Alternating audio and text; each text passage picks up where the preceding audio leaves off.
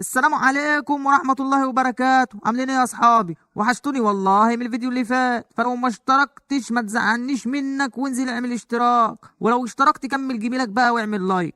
ويلا بينا نبدأ الفيلم. وبيبدأ فيلمنا يا اخواتي مع واحد ماشي بعربيته في الشارع وبيتلفت حواليه كأنه بيدور يعني على حاجة معينة او حد معين. وبعد شوية بنلاقيه ماشي ورا عربيته، عربية سودا، لحد ما بتدخل فيه في شارع ضلمة ومفيش حد موجود. وبنلاقي بقى العربية البيضة بتزود سرعتها فجأة لحد ما بتخبط العربية السودا. فبينزل صاحب العربية السودا وبيطلع موبايله وبيقعد بقى يا اخواتي يصور الخبطة اللي اتخبطت في العربية والعربية اللي خبطته عشان يوريها لشركة التأمين.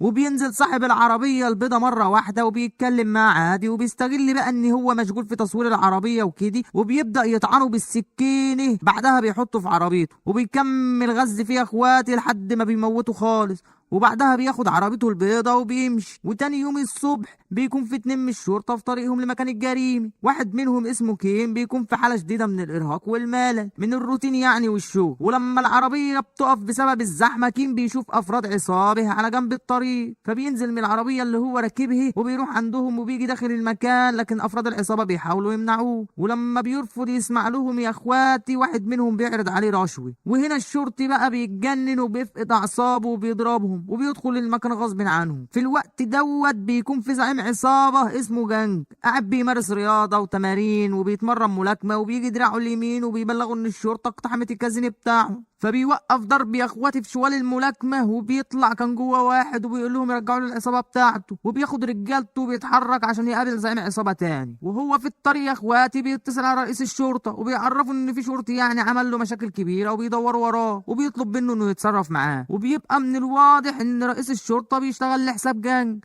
وبعد شوية بيكون بقى الضابط وصل لمكان الجريمة وبيلاقي الفريق الجنائي شغالين وبيجمعوا عينات عشان يعرفوا يعني اللي حصل. وبتقول المحققة يا اخواتي ان محفظة الضحية مش موجودة، وغالبا كده يا اخواتي دي سرقة بالإكراه. ولكن الشرطي كان بيستغرب لأن القتل تم بطريقة وحشية، وان الحرامي مش هيعمل كل ده بهدف السرقه، لا بالعكس كان هدفه القتل. وبعدين يا اخواتي بيلاقي في العربيه من ورا دهان ابيض وبيشك ان عربيه بيضه خبطته، وبتشوف ان ده شيء عادي وممكن تبقى خبطه قديمه. وفي الوقت ده بيكون جنج قاعد مع رئيس عصابه تانية اسمه سان عشان يتكلموا في البيزنس. وجنج يا اخواتي بيحاول يمسك اعصابه قدامه عشان الطريقة المستفزة اللي بياكل بيها، وبيتكلم معاه بهدوء خالص عشان يوصل مع الاتفاق. ولكن سانج بيكون طماع جدا وعاوز حصة أكبر من المكسب، فبيدخل الدراع اليمين لجانج وبيعترض على الطريقة المستفزة بتاعته. ومساعد رئيس العصابة التانية بيتخانق معاه عشان بيكلم رئيسه وحش، فبيقوم جانج يسيطر على الموقف وبينده دراعه اليمين وبيضربه. وبينده المساعد التاني فبيلاقيه مطيع وبيجهز وشه عشان ينضرب، فبيقرر جانج يعلمه هو ورئيسه درس. وبيمسك سنانه يا اخواتي ويخلعها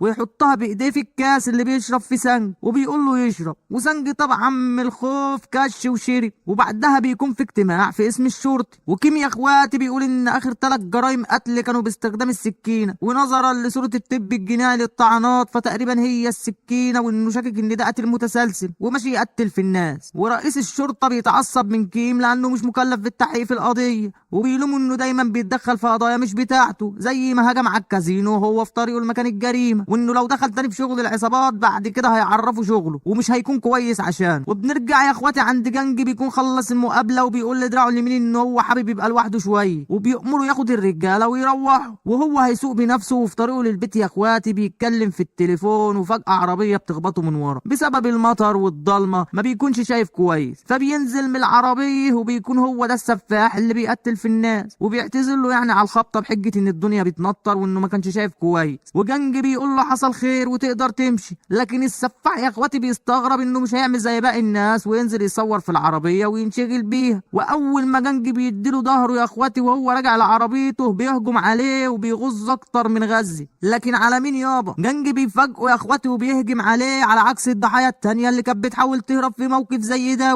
وبسبب ان جنج اقوى منه بيمسح بالارض. ولكن يا اخواتي بسبب الطعنات والنزيف الشديد بدأ يفقد قوته، وهنا السفاح بيحاول يطعنه تاني، فبيمسك السكينة بإيده وبياخدها منه، والمرة دي بيرشقها في صدره. والسفاح من الصدمة اللي ما كانش متوقعها دي بيهرب بسرعة لعربيته وبيتحرك، وجنج بيكون واقف في نص الطريق في حالة صعبة جدا، والسفاح بيخبطه بعربيته وبيسيبه مرمي على الأرض وبيهرب. ولما بيلاقوه في الشارع بيودوه للمستشفى، وفي نفس الوقت رجال الجنج بيتوقعوا ان اللي عمل كده هو سانج اللي كان معاه في المقابله. ودراعه اليمين مش بيستنى يعرف ايه اللي حصل وبيهجم على المخزن بتاع سانج وبيضرب رجاله. وبنرجع تاني يا اخواتي عند السفاح، بيكون جوه عربيته في حته مقطوعه وبيحاول يعني يطهر الجروح ويعالج نفسه. وبسبب يا اخواتي انه ما حققش لذته من جريمه القتل دي، بيقرر ينزل يمشي على رجله لحد ما بيلاقي مزرعه كلاب. ولما الكلاب بتبدا تهوهو عليه صاحب المزرعه بيجي، وللاسف بيكون هو الضحيه الجديد. وبعد شويه بيكون جنج فاق وبيعرف انه دراع اليمين هجم على سانج، ولكنه متاكد ان سانج مالوش دخل باللي حصل له، ان اول مره يشوف البني ادم دوت. وحتى طريقته في استخدام السكينه مختلفه، وبيكتب دمر العربيه ومواصفاتها في ورقه علشان يدوروا عليها. وشويه بيدخل الشرطي كيم للغرفه وبيحاول ياخد اقوال جنج عشان يلاقي اللي عمل كده، ولكن جنج بيرفض علشان هو عاوز يلاقيه بنفسه، علشان يعني يرد احترامه ومكانته وسط العصابات. وكيم يا اخواتي لما بيلاقي جنج مش هيتعاون معاه فبيقرر يدور بنفسه، وطبعا لانه عارف ان جنج اتطعن بالسكينه لما كان على الطريق وسايق عربيته. بدون تضييع وقت بيروح على الجراج وبيلاقي عربيه جنج، وفعلا بيلاقيها زي ما كان متوقع ان هي مخبوطه من ورا من عربيه لونها ابيض. وبكده اتاكد ان الشخص اللي عمل جريمه القتل دي هو اللي عمل اللي فات. وبعدها بيجي سانج للمستشفى علشان يزور جنج، وبيقول له انه يعني عدد كبير من رجالته دخلوا المستشفى بعد الهجوم اللي حصل من رجالته. وجنج هنا بيتحمل مسؤوليه اللي حصل وبيقرر ان هو يدفع له الخسائر، لكن ده مش بيرضي سانج، وبيقول له انه عاوز نص المدينه اللي جنج مسيطر عليها. وبيقعد بقى يتريق عليه ويقول له هو في زعيم عصابه يتضرب ويتطعن كده في الشارع، وبيقول له ينتحر احسن له بدل الفضيحه دي. وبنيجي تاني يا اخواتي في اسم الشرطه، كيم بيحاول يقنع رئيسه انه هو اللي يتولى القضيه دي، وبيقول له يعني انه هو متاكد انه نفس القاتل، لان جنج هو الوحيد اللي شاف القاتل، فهو فرصتهم الوحيده عشان يعرفوا هو مين. ولكن رئيس الشرطه بيشوف ان ده مستحيل، لان جنج مستحيل يتعاون معاه، وبيطرده من المكتب. وبيكون السفاح لسه مكمل في طريقه لحد ما بيوصل لمحطه بنزين، وبيلاقي يا اخواتي سواق بيتكلم مع مراته في التليفون، ومن غير ما اقول لك هو هيعمل ايه بيقتله. وبعدها بياخد الشاحنه بتاعته وبيتحرك بيها، لكنه بيتفاجئ ان كان في واحد نايم في العربيه، ولما بيحاول يقتله اثناء المقاومه السكينه بتقع منه من العربيه. في الوقت ده جنج بيجيب رسامه محترفه وبيقول لها على مواصفات القاتل علشان ترسمه. ولما بيخلص يا اخواتي وبيلاقي الرسمه قريبه منه، بيعطي الرسمه لدراعه اليمين وبيقول له انه لازم يلاقيه قبل الشرطه. وبعدها بيحصل هجوم من الشرطه على الكازينو بتاع جنج، وطبعا كيم اللي عامل كده. وبعدها بيروح لجنج وبيعرفوا انهم فحصوا بقى مكان القمار واكتشفوا ان هي ملعوب فيه علشان يسرقوا من الناس فلوس، وبيساوموا يا اما يتعاون معاه او هيقبض عليه بتهمه الغش. وبيشرح له ان ده مش قاتل عادي، انما هو سفاح، ولو ما قبضوش عليه هيقعد يقتل في ناس اكتر واكتر. لكن جنج بيكون مهتم اكتر انه يجيبه بنفسه عشان يرد كرامته وسط العصابات. وبعد شويه جنج بيقابل دراعه اليمين وبيقول له انهم لقوا عربيه السفاح، وكمان سمعوا بجريمه قتل قريبه من مكان العربيه. ولما دوروا هناك لقوا السكينه بتاعته، بيعرفوا ان شغلهم بينهار بسبب اللي حصل، وان جنج يعني فقد احترامه بين العصابات التانيه، وان عصابه سانج بداوا يسيطروا على اراضيهم، والاخبار مش حلوه. وبيتكرر من هنا بقى يا اخواتي جنج انه يتعاون مع الشرطي كي علشان ينقذ سمعته في اسرع وقت ممكن. وبيتقابل معاه، وجنج بيعرفه ان هم لقوا عربيه السفاح، ومش بيقول له على السكينه، وبيقول له ان رجالته هيكونوا تحت امره وهو هيدفع لهم مرتباتهم وكل المصاريف، بس في المقابل اللي يعرف حاجه يقولها للتاني. وبعدها برضه اللي يمسكه ويتصرف معاه بطريقته. في اللحظه دي بيبدا كيم ياخد الامان ويتكلم براحته ان هو هيتعاون معاه، ويكتشف ان جنج كان بيسجل له، وكل ما يدمر حاجه يلاقيه مسجل له على حاجه تانية. وبعد ما كان بيتعصب وبينفعل ما بيكونش قدامه خيار غير انه يتعاون معاه. وبعدها بيجتمع مع 2 من زمايله وبيتفقوا انهم هيشتغلوا بسريه تامه ومش هيعرفوا رئيس الشرطه. وبيقول ان هو ما عندوش استعداد يشتغل على القضيه، وبعد ما يلاقي كل الادله يروح يديها لفريق التحقيقات وهم يحلوا القضيه على الجاهز. وفي نفس الوقت يا اخواتي بيكون جنج قاعد مع دراعه اليمين وبيقول له انهم مش هيقدروا يوصلوا له من مجرد رسمه والعربيه بتاعته، وانهم محتاجين ادله اكتر زي البصمات والحمض النووي بتاعه عشان يقدروا يوصلوا له، وده اللي الشرطه هتساعدهم فيه. وبالفعل يا اخواتي بيروح فريق الشرطه ومعاهم ادوات الفحص لمكان العربيه، العربية، وبيلاقوها في مخزن من بتوع مكن القمار المزور التابع لجنج. وبيقول كيم انهم يضغطوا عن المكان دوت الغير قانوني بشكل مؤقت لحد ما يحلوا القضية. ونيجي عند جنج بيقول ان القبض على السفاح هياخد وقت وشغلهم مش هيستحمل اكتر من كده، ولازم يتصرفوا مع سانج علشان هو تخطى حدوده. وبيتحرك مساعد جنج لعنده وبيقتله وهو نايم، بيستخدم سكينة السفاح وبيسيبها في مكان الجريمة عشان الشرطة تظن ان السفاح هو اللي عمل كده. لا بصراحة الله ينور عليه. وتاني يوم الصبح المحققة بتكون بتلعب رياضة وبيقابلها كيم وبيديها الأدلة والعينات اللي جمعها من عربية السفاح، وبيديها فلوس وبيطلب منها ان ده يتم بشكل سري وببلغوا النتيجة. وبعد شوية بتروح المحققة لمكان الجريمة اللي اتقتل فيها سانج وبتلاقي سجينة القاتل في مكانها. وكان كيم بيكون في اجتماع الشرطة وبيجيله تليفون من المحققة وبتقول له ان نتيجة التحاليل طلعت وانها لقت في العينات ده اثر الحمض النووي لكل الضحايا اللي اتقتلوا الفترة اللي فاتت. وبتقول له ان سانج اتقتل ولقيت على السكينة اللي اتقتل بيها برضه عينات مطابقة لكل ضحايا السفاح. وكيم لما بيسمع دوت بيعرف ان جنج اكيد هو اللي قتله، وفورا بيروح لحد عنده وبيتخانق معاه. ولكن جنج بيسيطر على الموقف وبيهديه وبيسأله كيم اذا كان هو اللي قتل سانج. والجريب بقى يا اخواتي ان جنج ما بيجليش وبيقول له الصراحة، وبيقول له ان هو اللي قتله وده ما بيغيرش اي حاجة في الاتفاق اللي ما بينهم، وانهم ما زالوا هيشتغلوا سوي لحد ما يقبضوا على السفاح. وبعدها بتتسرب الاخبار عن سفاح منتشر في المدينة. وطبعا خمنوا ده لما لقى اثر الحمض النووي بتاع اخر ضحايا جرائم القتل الاخيري على سكينة القتل اللي اتقتل بها سانج. وبيكون السفاح هو كمان قاعد بيتفرج على الاخبار وبيلاقيهم بيتهموا بقتل سانج وهو بريء يا عيني. فبيروح للعازي بتاع سانج وبيلاقي جنج هناك ومع رجالته، وبيروح لدراع سانج اليمين وبيبص على جنج وهو قاعد، وبعدها بيديله ورقه مكتوب فيها ان حد استخدم السكينه بتاعته في قتل سانج. وطبعا دراع سانج اليمين ما كانش محتاج ورقه لان هو شاكك ان جنج هو اللي قتله. ولما القاتل بيطلع من العزا بيقلب عيشه في الطريق وبيقتل واحد بنفس الطريقه، وبعدها بياخد عربيه القتيل وبيمشي. وفي العزا جنج بيجيله تليفون من كيم علشان يقابله عند عربيه السفاح، ولما بيقابله بيدوروا سوا على اي دليل تاني يمكن يلاقوا حاجه جديده. وفي وسط الكلام بيقول كيم مش عيب تبقى رئيس عصابه وتتعين عادي كده. وجنج هنا بيرد ويقول له لو حد تاني كان زمانه ميت قدامه زي بقايا الضحايا، وانه قدر ياخد منه السكينه ويطعنوا بيها. وبعدها السفاح ركب عربيته وهرب. فبيقول كيم يبقى اكيد في اثر دم له في العربيه، وبيدوروا كويس لحد ما بيلاقي بقعه دم قديمه على الدركسيون. وقبل ما يخلعوا يا اخواتي بيسمعوا صوت ناس كتير بتزعق وبيلاقوا افراد عصابه تانية بتهجم عليهم. وبيطلع بقى ان عصابه سانج ودراعه اليمين بيبقى جاي عشان ينتقم للزعيم بتاعه. وبسبب عددهم الكبير يا اخواتي جنج بيتعرض لاصابات ولكنه مسندل. ولكن كيم من كتر الضرب والجروح بيقع على الارض، وواحد بيفضل يضرب فيه لحد ما بيجي جنج ينقذه. وهنا بيجي مساعد سانج وبيحاول يقتله ويخلي رجالته يشغلوه عشان يعرف يعمل دو. ولكن كيم بيتدخل وبيدور اشتباكات ما بينهم، وبدون ما يقصد بيلاقي نفسه طعن المساعد وبيبقى مصدوم لانه ما كانش قصده يقتله. وجنج هنا يا اخواتي بيقرر يحميه وبيقول له يمشي بسرعه من المكان قبل ما الشرطه تيجي. وبعدين جنج بيدفن المساعد قدام رجالته عشان يكون عبره ليهم. وفي الوقت ده اخواتي السفاح بيكون سايق عربيه الراجل اللي لسه جاتله، وتليفون القاتل بيرن وبتطلع مراته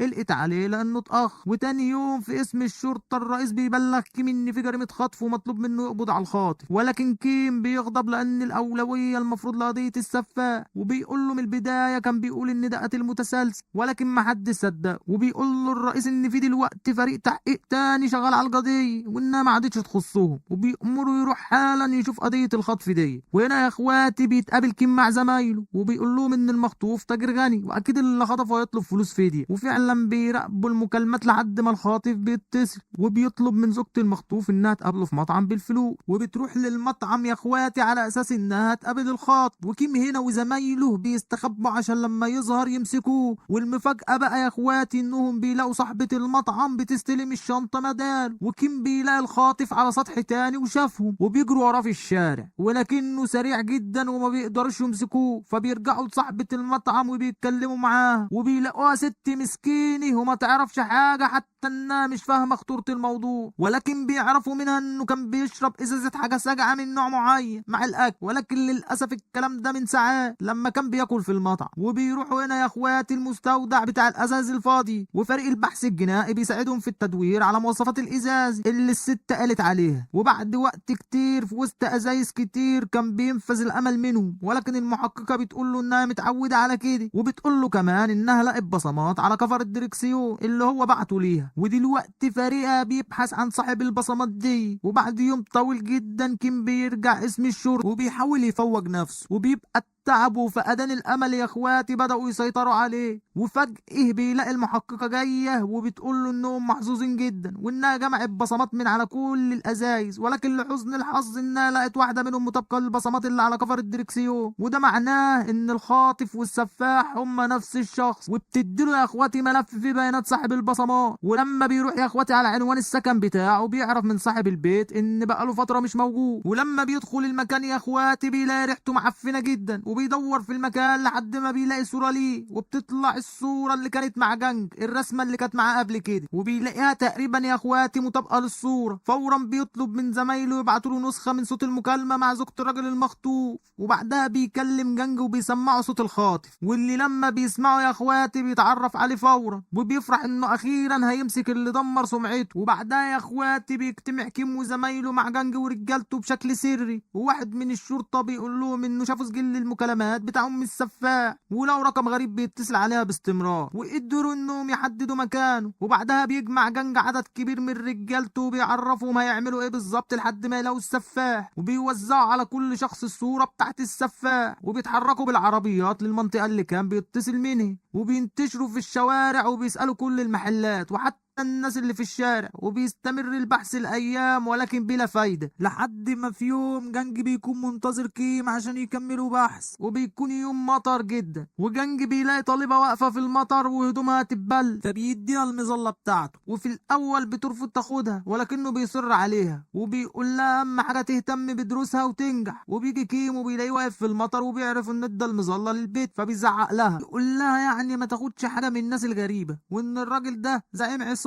وطبعا لانه بيزعق لها وانما جانج كان بيعاملها بلطف، فبتقول له انه طيب وانت اللي زعيم عصابه. وبيعدي الموقف يا اخواتي بشكل ظريف وكله بيضحك، والبت بتركب الاتوبيس وبتمشي. وبعدها يا اخواتي بيتقابلوا مع رجال الجنج عشان يتعشوا، وبعد كده يكملوا بحث. واثناء ما هم بيتكلموا جانج بياخد باله من حاجه في نشره الاخبار، وبيلاقوها جريمه قتل جديده للسفاح وكمان في منطقه قريبه منهم. بس المصيبه ان جانج بيشوف الشمسيه بتاعته اللي اداها للبت الصغيره قبل كده، وهنا بقى بيتجنن وبيفقد اعصابه، وبينطلقوا باقصى سرعه للمحطه اللي فيها الاتوبيس اللي البت ركبته، فبيقف فيها وبيدوروا في المنطقه وبيسالوا الناس اللي فيها وبيوروهم الصور بتاعت السفاح لحد ما بيوصلوا عند اوتيل، وصاحب الاوتيل ده بيقول لهم على مكان الغرفه بتاعته. ولما بيدخلوا الغرفه بيلاقوه مش موجود، ولكن بينتشروا في المكان وبيستخبوا وبيستنوا لما يرجع. وبعد شويه يا اخواتي السفاح بيوصل للمكان راكب عربيه، ولكنه بمنتهى الحذر بيأمن حواليه باستمرار، وبياخد باله من حد بيراقبه من الشباك، وفورا بيشك ان في حاجه غلط وبيهرب بسرعه. ولحد هنا بقى يا اخواتي الاتفاق بتاع جانج وكيم بينتهي انهم يتعاونوا لحد ما يلاقوه. ودلوقتي بيتسابقوا على اللي يمسكه، وكيم بقى يا اخواتي بيخبط عربيه جانج علشان يسبقه، فبيغضب جانج وبيزنق عليه باقصى سرعه، وبتتخبط العربيتين وبينزل بسرعه يدور عليه ومش بيلاقيه. ومساعد جانج بيشوفه بيجري وراه وبيتفرقوا علشان يعرفوا يمسكوه، ولكن هو بيستغل دوت وبيهجم على المساعد وبيغزه اكتر من غزي. وجانج بيسمع صوت السويت فبيروح لعندهم، والمساعد بيشاور له على المكان اللي جري منه، وبيروح وراه يا اخواتي لحد ما بيلاقي اثر دم عند مدخل نادي كاريوكي. وبيدور كويس في كل غرفه لحد ما بيلاحظ حاجه غريبه، بيلاقي بنتين بيغنوا وهم بيعيطوا، فبيعرف ان في حد مهدده، وبيكون السفاح في غرفه جوه بيقتل زميلته. وفجاه بيلاقي الباب بيتكسر وفي عربيه نقل بتضرب في وشه، وبعدها بيجرجروا لبره المكان وبياخدوا بالعربيه لواحد من المخازن بتاعته عشان يقتله. وكيم يا اخواتي بيتصل عليه فبيقول له ان هو اللي مسك السفاح وهو دلوقتي بتاعه. ولما بيوصل جانج بيربط السفاح في كرسي عشان يبدا الحفله، والسفاح بيقول له مش عاوز تعرف ليه انا كنت بقتل يقتل الضحايا. فبيقول له جنج انا عايز اعرف حاجه واحده بس، انت بتحب اللحمه المشويه؟ علشان في حد هيتقطع ويتشوي دلوقتي. ويستعد جنج عشان يقتله، لكن فجاه بيسمع صوت جنبه وبيطلع كيم عرف مكانه وبيخبط جنج بالعربيه، وبعدها بياخد السفاح في العربيه وبيسلم عليه الاول وبيتحرك من المكان وبيروح بالاسم الشرطه وبيسلمه. وهنا بقى يا اخواتي بتبدا التحقيقات مع السفاح بعد ما الاخبار بتنشر ان الشرطه قبضت على السفاح. وبيكون يا اخواتي موقفهم وحش جدا لان لحد دلوقتي مفيش قدامهم اي دليل ضده. وفي الوقت دوت بيكون جنجي بيتفرج على النشره وبيشوف ان الشرطه اقتحمت كل الكازينوهات بتاعته وقبضوا على رجالته. وكمان يا اخواتي بعد ما كشفوا على آلات القمار اكتشفوا انه بيلعب فيها عشان يخسر الناس، وانه دلوقتي مطلوب القبض عليه بتهمه الغش. وفي التحقيقات بيحاول كيم انه يستجوب السفاح علشان يخليه يعترف على نفسه، ولكن السفاح ناصح وبيلعب باعصابه وبيستفزه وبينجح في ده. وكيم بيفقد اعصابه وبيقوم يهجم عليه علشان يضربه. وهنا رئيس الشرطه بيعرف انه غلط غلطه كبيره لما سمع كلام كيم، وبيجي وقت المحاكمه وبمعنى اصح براءه السفاح. فبيقوم الادعاء يا اخواتي وبيقول لهم هي دي السكينه بتاعت السفاح. فبيرد المحامي بيقول له ان مفيش ما يثبت الكلام دوت، وانهم بيحاولوا يشوهوا سمعه موكله، بالاضافه ان ما عندهمش اي دليل على ان هو سفاح. وهنا بيضطر الادعاء يستخدم الكارت الاخير وبيطلب شهاده الشاهد اللي هو بيكون الشاهد الوحيد في القضيه واللي بيبقى جنج. وبيطلع ان كيم خاطر بحياته وراح له بعد اللي عمله فيه، وبعد ما جنج ضربه وكان على وشك يقتله كان بيقول له ان الطريقه الوحيده عشان ينتقموا من السفاح انه يشهد عليه في المحكمه. وجنج بيبدا يقول شهادته انه شاف السفاح بعينه وكمان اتعرض للطعن منه، ولكن المحامي يا اخواتي بيتدخل وبيطعن في سمعه جنج وبيقول انه زعيم عصابه ووارد جدا انه يكذب، وكمان بالنسبه لحياه العصابات فانه طبيعي يتعرض للطعن. بسبب ايه بقى يا اخواتي؟ طبيعه شغلهم، وده مش دليل ان موكله هو اللي طعنه. فبيقوم جنج وبيقلع هدومه وبيحكي بالتفاصيل اللي حصل يوم الحادث، وبيوري للقاضي اماكن الطعنات في جسمه، وبيقول له انه من خبرته فهو عارف ان الاشخاص اللي بيستخدموا السكاكين في القتل باستمرار